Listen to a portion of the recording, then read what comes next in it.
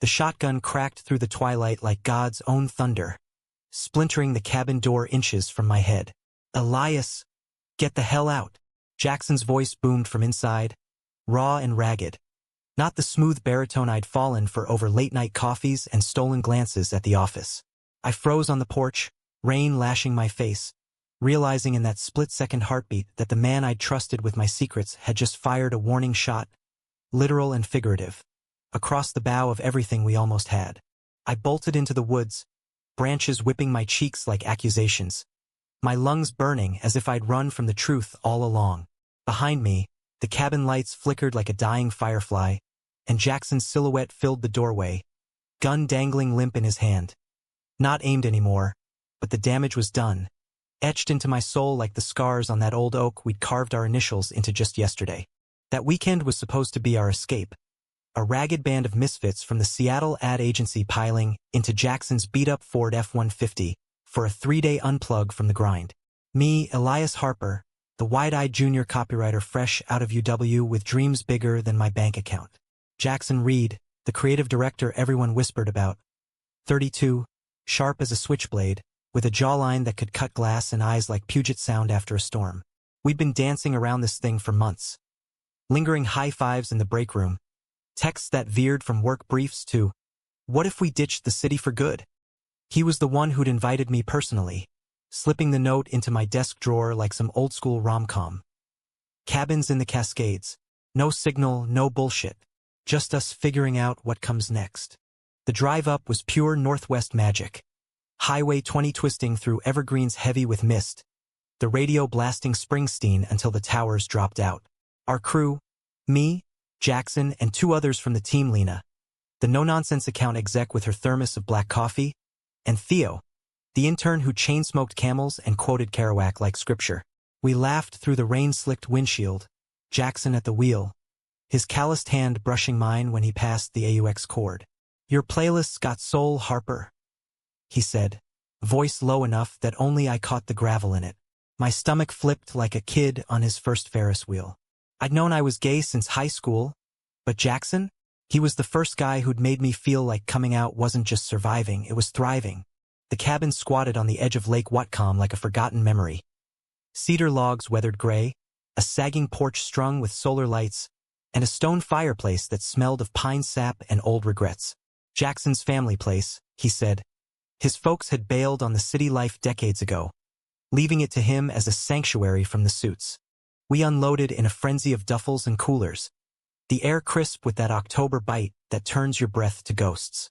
By nightfall, we'd cracked open the IPAs, fire roaring, and Theo was already 3 sheets to the wind, belting out bad karaoke on his phone's last bar of battery.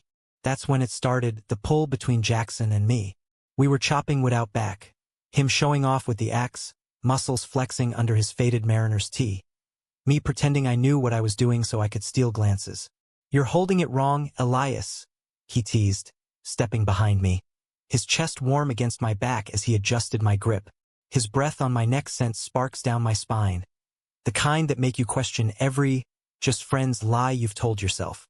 Like this, firm, but not afraid to let go.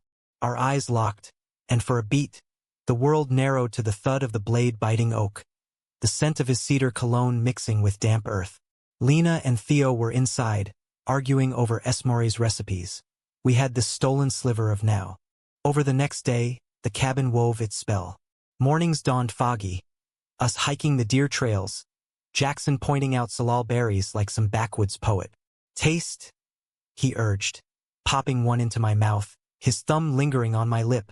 Afternoons, we canoed the lake, paddles slicing silver water, sharing stories that peeled back layers. He confessed his folks' divorce had gutted him young. Dad bolting for Silicon Valley, Mom sinking into pills by the wood stove. "Made me chase control everywhere else," he said, voice cracking like thin ice. I opened up too. The foster homes after Mom's overdose, the queer kid in Tacoma who got beat bloody for holding a guy's hand at prom. "You make me want to build something real," I admitted, cheeks burning as the canoe rocked gently. He didn't pull away. Instead, he leaned in, forehead to mine, and whispered, "Then let's build it, Elias. No more hiding." By Saturday night, The tension snapped like a frayed rope. The others had crashed early. Lena snoring in the loft. Theo passed out on the couch with a half-eaten bag of flamin' hot Cheetos. Jackson and I sat by the fire, embers popping like distant gunfire. Bourbon loosened our tongues, and when he kissed me, slow, deliberate, tasting of oak and regret, the world righted itself. His hands framed my face, thumbs tracing my jaw, and I melted into him, the cabin walls holding our breaths like secrets. We didn't go further. It was enough to map each other's scars with fingertips, to murmur promises into the dark. You're not just a coworker, Elias. You're the plot twist I didn't see coming. I believed him, God help me. In that moment, with the lake whispering outside, I saw a future. Us against the agency grind, road-tripping the coast, building a life from these fragile threads. But Sundays in the mountains have a way of unraveling you. We woke to thunder rumbling low, the kind that shakes the pines. Jackson was up first, brewing coffee strong as tar, but his eyes, those blue depths, were stormy, distant. We need to talk, he said over mugs on the porch, rain pattering the tin roof like impatient fingers. My gut twisted. I'd felt this before, the pre-storm hush. Theo and Lena were packing, oblivious, blasting a playlist of indie folk to drown the downpour. He paced the creaky boards, running a hand through his hair. Last night, it was real, but there's shit you don't know.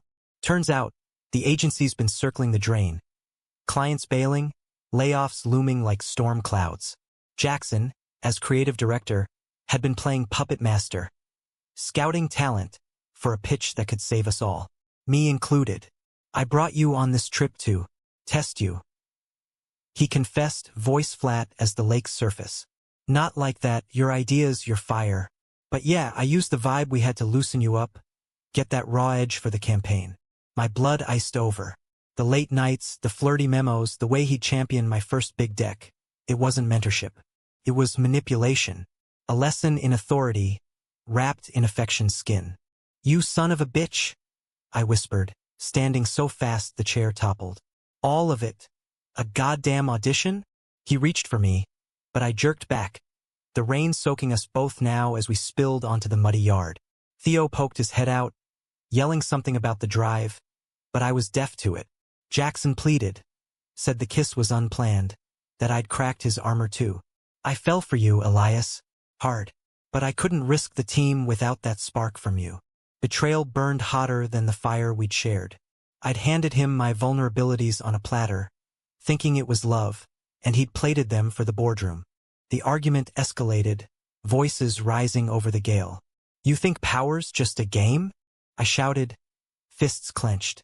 I trusted you. He fired back, defensive, the bourbon from last night fueling his edge. Everything's a game in this world.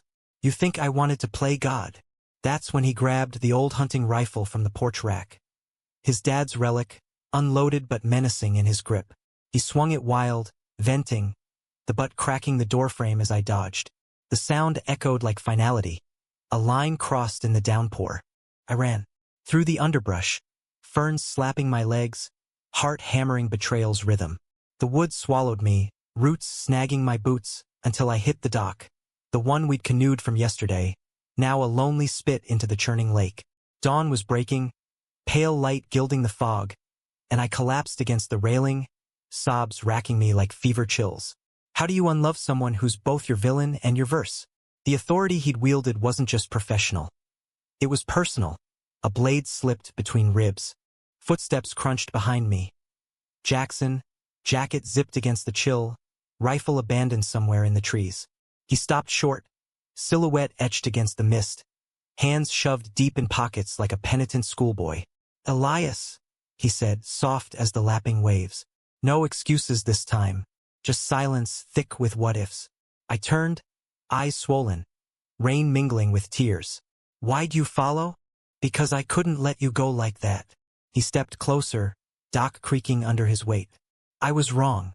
Power's not control, it's what you do with it. I twisted ours, and it broke the best thing I'd found.